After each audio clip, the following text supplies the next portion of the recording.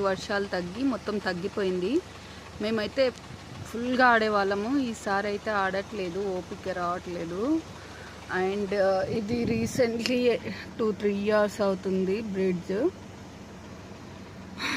చిన్నప్పుడైతే అవతల ఊరు నుండి యువతల ఊరికి దాటాలి అంటే మొత్తం వాగుయే. నేనైతే మునిగిపోయేదాన్ని, అట్లుంటుండే.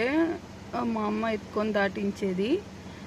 ఇంకా మస్తు అనిపిస్తుండే. ఇంకా అందుకని మళ్ళీ బ్రిడ్జ్ కట్టిరనమాట.